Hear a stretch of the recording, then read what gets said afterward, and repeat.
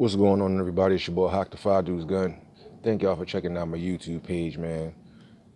Any viewers, subscribers, commenters, negative or positive, greatly appreciate you guys. This ain't for money. I'm not monetized. Just something to keep my mind clear from all the BS I go through.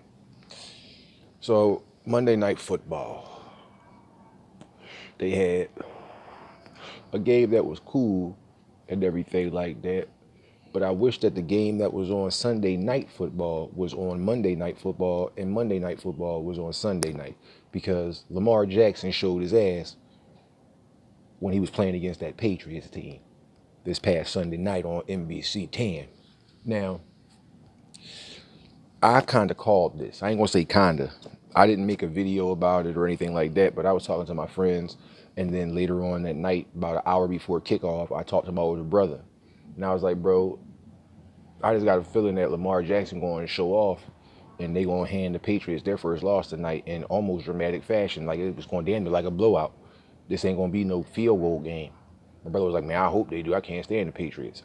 So the game starts. I see a 7-0. Then I see a 3 and out. I see it's 14-0. I see a 3 and out. I see a 17-0. Now, of course, the Patriots started rallying back, but I never thought they was going to come back and win that game. I didn't think it was going to be like the Atlanta Super Bowl. I didn't think it was going to be like the game they had against who was it the year before last, when they were down big and they came back. Oh, against the Rams. Not the Super Bowl, but it was a regular season game. That being said, I called it. I freaking called it. And the reason why I thought it was going to work or it was going to happen is because of Colin Kaepernick. Now, y'all might be like, what? Colin Kaepernick? He not in the league. He ain't played football in 3 seasons. I say that to say this. When Colin Kaepernick came in for injured Alex Smith, and he started showcasing his talents to being a read option quarterback that could throw the ball as well as run the ball and scramble and get out the pocket, and was excellent as an athlete.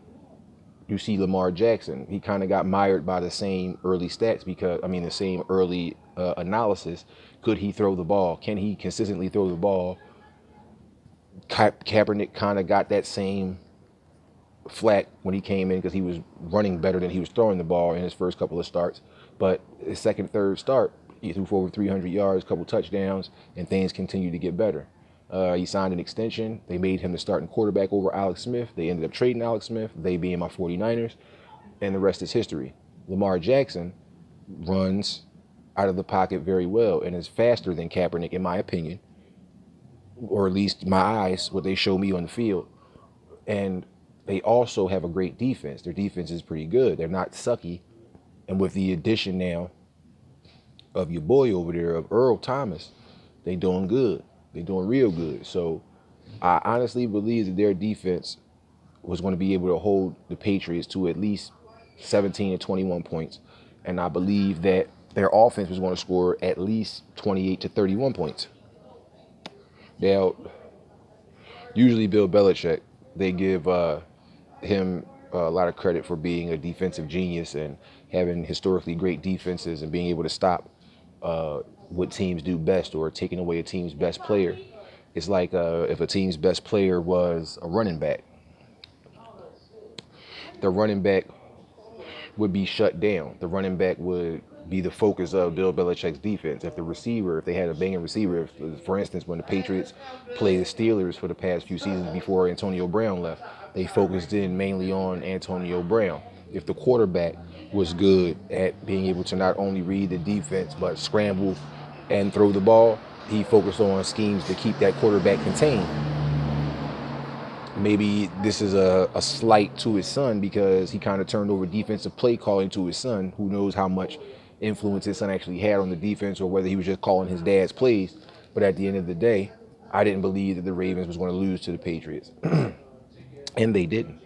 And this time, the take your best weapon away really didn't work, because Lamar Jackson was doing what Lamar Jackson's been doing this season, but he actually had a better passing game and was doing really well. Threw for over 300 yards and kept it popping. So shout out to the Baltimore Ravens.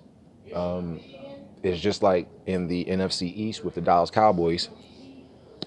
The first Few teams they played, minus the Eagles, really weren't up to snuff. They ended up losing to the Jets.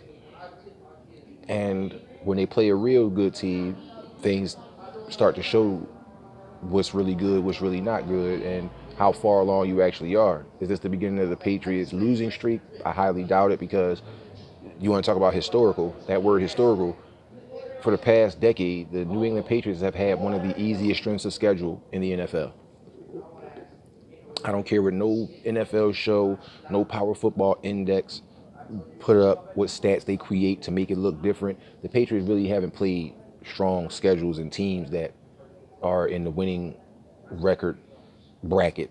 It's like they play teams that not going to the playoffs and try to play upset or spoiler to teams that could be divisional champions or wild card teams that could possibly get into the playoffs.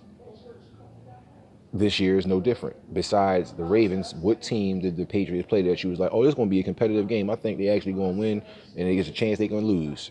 What team? The Ravens was pretty much the first one. So when they play, the rest of their schedule out, you look at the rest of their schedule, it's like, what other team do you think can possibly hand them a loss? What their record going to be? 14-2, 15-1. Remains to be seen. But congratulations to the Ravens. It's your boy HAAK. I am him in the flesh. And as always, impart and be blessed and less stressed. Fear no evil. Stay vigilant. Holla at your boy. Gotcha.